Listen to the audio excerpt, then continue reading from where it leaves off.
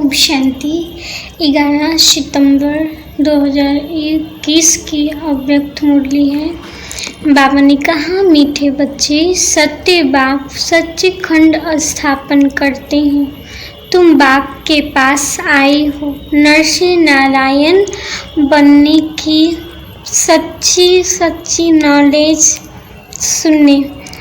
बाप ने कहा, मीठे बच्चे, सत्य बाप सचखंड स्थापन करते हैं। तुम बाप के पास आए हो नरसिंह नारायण बनने की सच्ची सेवा करने।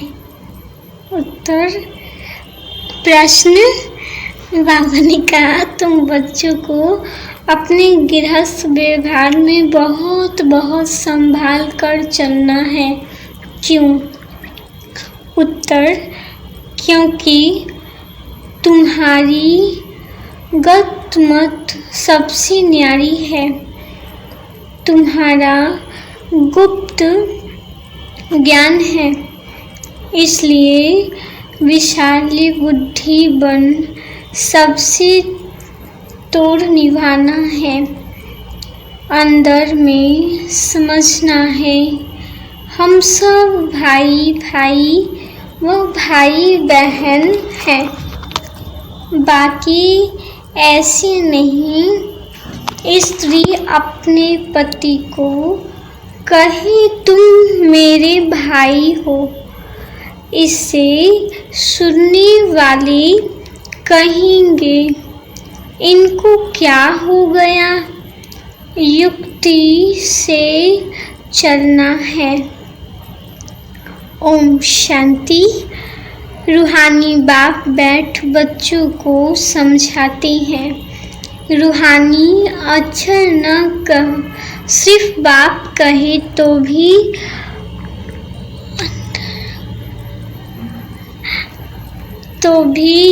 बाप कहते। बाप बैठ बच्चों को समझाते हैं। सब अपने को भाई तो कहते ही हैं, फिर बाप बैठ समझाते हैं बच्चों को। सबको तो नहीं समझाते होंगे। गीता में भी लिखा हुआ है, भगवान वाच, किसके प्रति? भगवान के हैं सब बच्चे। बाप कहते, वह भगवान बाप है तो भगवान के बच्चे सब संत हैं। भगवान ने ही समझाया होगा, राजयोग सिखाया होगा। अभी तुम्हारी बुद्धि का ताला खुला हुआ है। तुम्हारे सिवाय ऐसे ख्यालत और कोई के चल न सके। जिन को संदेश मिलता जाएगा वह स्कूल में आते जाएंगे। बाप कहते, वह स्कूल में आते जाएंगे, पढ़ते जाएंगे, समझेंगे, पर दर्शनी तो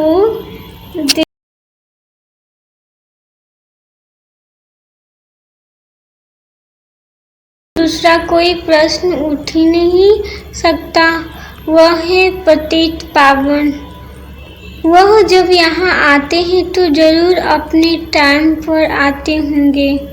तुम देखते भी हो, यह वही महाभारत की लड़ाई है। विनाश के बाद वाइसलेस दुनिया होनी है। यह मनुष्य जानते नहीं कि भारत ही वाइसलेस था। बुद्धि चलती नहीं। गोदरेज का ताला लगा हुआ है। उसकी चाबी एक बाप के पास ही है, इसलिए यह किसी को पता नहीं है कि तुमको पढ़ाने वाला कौन है। दादा समझ लेते हैं, तब ठीका करते हैं, कुछ बोलते हैं। इसलिए पहले यह समझाओ। इसमें लिखा है, शिव भगवान वाच, वह तो है ही तुट, बाप है ही नॉलेजफुल। बाप कहते, सृष्टि के आदिमंत अंत का राज, यह शिक्षा अभी तुमको उस बेहद के बाप से मिलती। वही सृष्टि का रचयिता है। पतित पावन सृष्टि को पावन बनाने वाला है। फिर भगवान को क्यों छोड़ आए हो? संशय आने से ही भगवंती हो जाते हैं, कोई न कोई विकर्म करते। भगवान वाच का महाशत्रु, उन पर जीत पाने से ही तुम जगत जीत बनेंगे। जो पावन बनेंगे वही पावन दुनिया में जाएंगे। यहाँ है ही राजयोग की बात, तुम जाकर राजाई करेंगे। बाकी जो आत्माएं हैं वो अपना हिसाब चुकता कर वापस चली जाएगी। यह कयामत का समय है। अब यह बुद्धि कहती है सत्य की स्थापना जरूर होनी है। पावन दुनिया सत्य को कहा जाता है। बाकी सब मुक्ति धाम में चले जाएंगे। उनको सिर्फ अपना पाठ रिपीट करना है। तुम भी अपना पुरुषार्थ करते रहते हो। पावन बन और पावन दुनिया का मालिक बनने के लिए मालिक तो अपने को समझेंगे ना। प्रजा भी मालिक है। अभी प्रजा भी कहती है ना हमारा भारत। तुम भी समझते हो अभी सब नरकवासी हैं। अभी हम स्वर्गवासी बनने के लिए राजयोग सीख रहे हैं। सब तो स्वर्गवासी नहीं बनेंगे। बाप कहते हैं जब भक्ति मार्ग पूरा होगा तभी मैं आऊँगा। मुझे ही आकर सबको भक्ति का फल देना है। मेजॉरिटी तो भक्तों की है ना, सब पुकारते रहते हैं हे गॉड फादर। भक्तों के मुख से ओ गॉड फादर, हे भगवान, यह जरूर निकलेगा। अब भक्ति और ज्ञान में फर्क है। तुम्हें मुख से कभी है ईश्वर है भगवान नहीं निकलेगा। बाप कहते मनुष्य को तो यह आधा कल्प की प्रैक्टिस पड़ी हुई है। तुम जानते हो वह हमारा बाप है। तुमको है बाबा थोड़ी कहना है। बाप से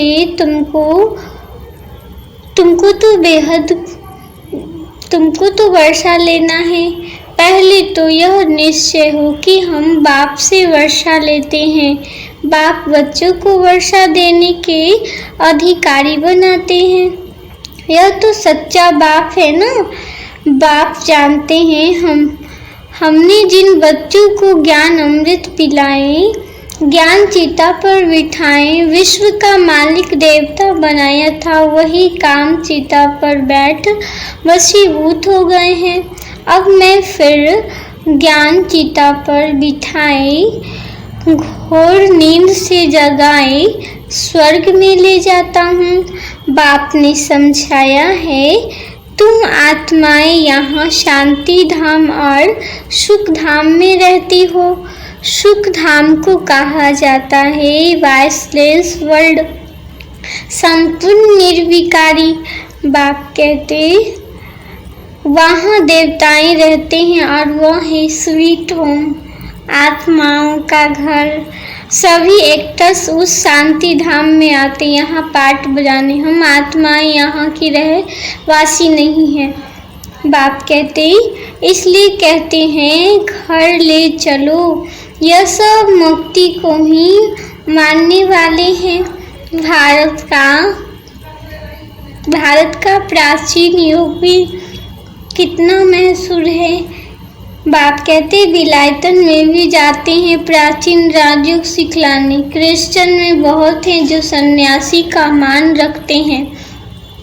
गुरु कफनी की जो परवाइश है वह है हठ योग की। तुमको तो घर बार छोड़ना नहीं है, न कोई सफेद कपड़े का बंधन है, परंतु सफेद अच्छा है। तुम भट्टी में रहे हो तो ड्रेस भी यही हो गई। आजकल सफ़ेद पसंद करते हैं।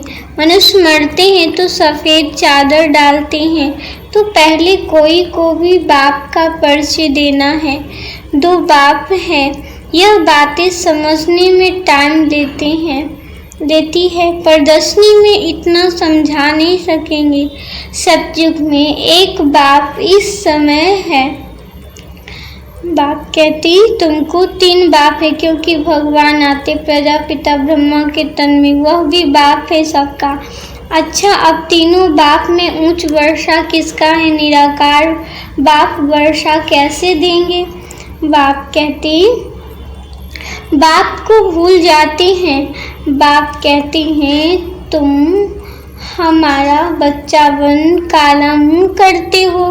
बेहद का बाप बच्चों को समझाते हैं। तुमको यह नशा चढ़ा हुआ है।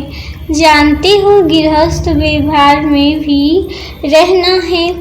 लौकिक संबंधियों को भी मुंह देना है। बाप कहते लौकिक बाप को तुम बाप कहेंगे ना, उनको तो तुम भाई नहीं कह सकते। बाप कहते अंडरलाइन में बाप को कहते ही हैं। बुद्धि में है कि यह हमारा लौकिक बाप है। ज्ञान तो है ना, यह ज्ञान बड़ा विचित्र है।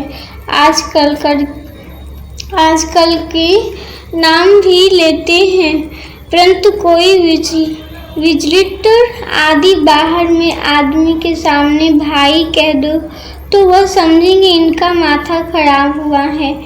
इसमें बड़ी युक्ति से चाहिए, तुम्हारा गुप्त ज्ञान है।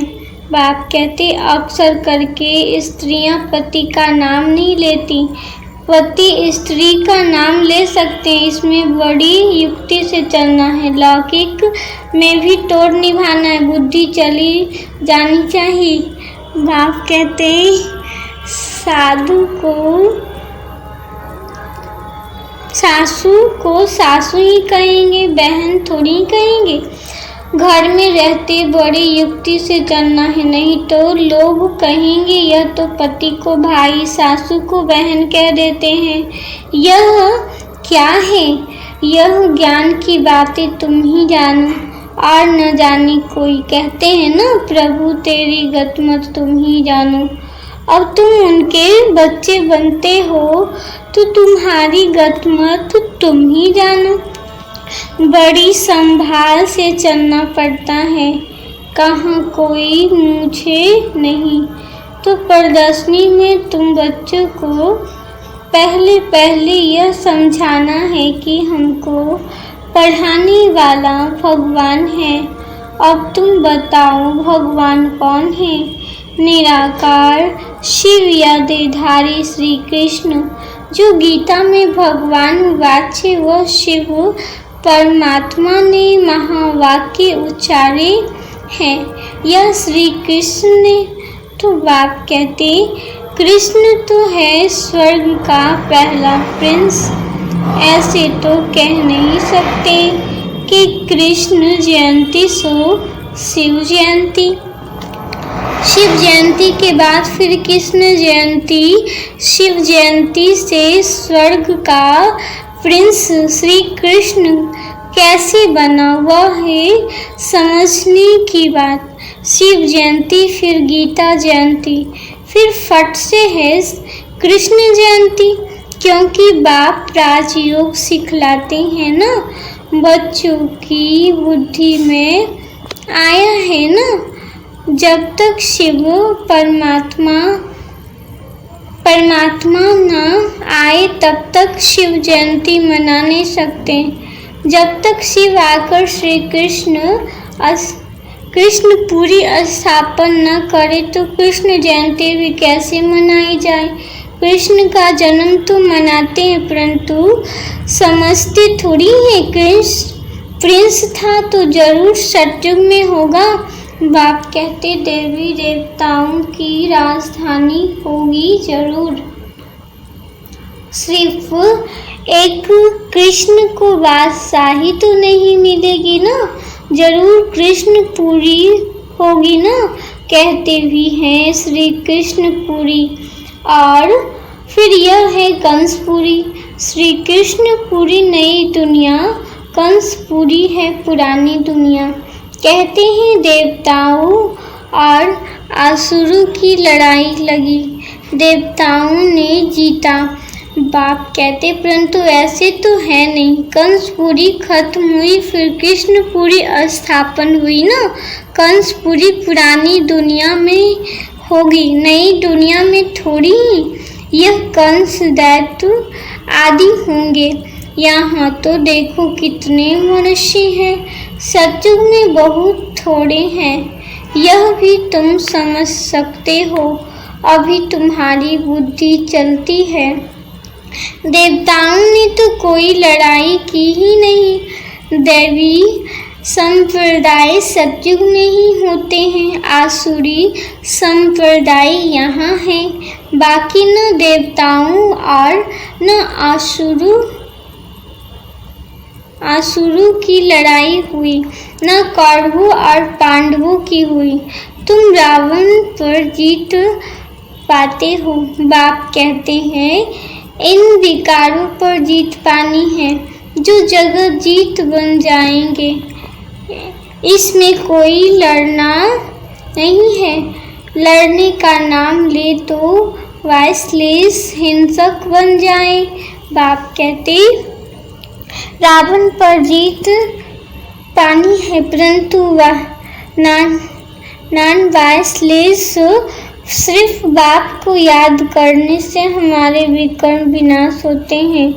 भारत का प्राचीन राजयोग मैसूर है। बाप कहते हैं मेरे साथ बुद्धि का योग लगाओ तो तुम्हारे पाप भस्म होंगे। बाप पतित पावन है तो बुद्धि योग उस बाप से ही लगाना है, तो तुम पतित से पावन बन जाएंगे। अभी तुम प्रैक्टिकल में उनसे योग लगा रहे हो, इसमें लड़ाई की कोई बात ही नहीं। जो अच्छी रीति पढ़ेंगे, बाप के साथ योग लगाएंगे, वही बाप से वर्षा पाएंगे। कल पहले मुसाफिर इस पुरानी दुनिया का विनाश भी होगा। बाप कहते सब हिसाब किताब चुकतू कर जाएंगे, फिर क्लास ट्रांसफर हो, नंबर वार जाकर बैठते हैं ना। तुम भी नंबर वार जाकर वहाँ राज करेंगे। कितनी समझ की बातें हैं। अच्छा मीठे मीठे सिक्की लंधे बच्चों प्रति माता पिता बाप दादा का याद प्यार और गुड मॉर्निंग। रूहानी बाप की रूहानी बच्चों को नमस्ते। हम रूहानी बच्चों की रूहानी बाप दादा को याद प्यार और गुड मॉर्निंग और नमस्ते नमस्ते नमस्ते। धारणा के लिए मुख्य सार है बाबा ने कहा फर्स्ट पॉइंट में, इस कयामत के समय जबकि सत्युग की स्थापना हो रही है तो पावन जरूर बनना है। बाप और बाप के कार्य में कभी संशय नहीं उठाना है।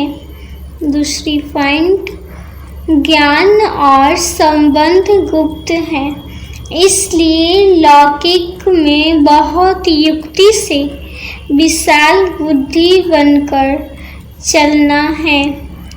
कोई ऐसे शब्द नहीं बोलनी है जो सुनने वाली मूर्छ जाए। अच्छा वरदान है, बाप ने कहा, मनमत परमत को समाप्त कर, सिरमत पर पद्मों की कमाई जमा करने वाले पद्मा पदम भाग्यशाली भव। बात पर चलने वाले एक संकल्प भी मनमत व परमत पर नहीं कर सकते। इस स्थिति की अस्टिडर यदि तेज नहीं होता तो जरूर कुछ न कुछ सिरमत में मनमत व परमत मिक्स है। बाप कहते मनमत अर्थात अल्पयज्ञ आत्मा के संस्कार अनुसार जो संकल्प उत्पन्न होता है वह स्थिति को डगमग करता है। इसलिए चेक करो और कराओ। एक कदम भी सिरमत के बिना न हो, तब पद्मों की कमाई जमा कर पद्मा पदम भाग्यशाली बन सके। स्लोगन है, बाबा ने कहा, मन में स्वर्ग के कारण कल्याण की भावना बनी रहे, यही विश्व कल्याणकारी आत्मा का कर्तव्य है। बाबा ने कहा स्लोगन में, मन में स्वर्ग के कल्याण की भावना बनी रहे, यही विश्व कल्याणकारी आत्मा का कर्तव्य है।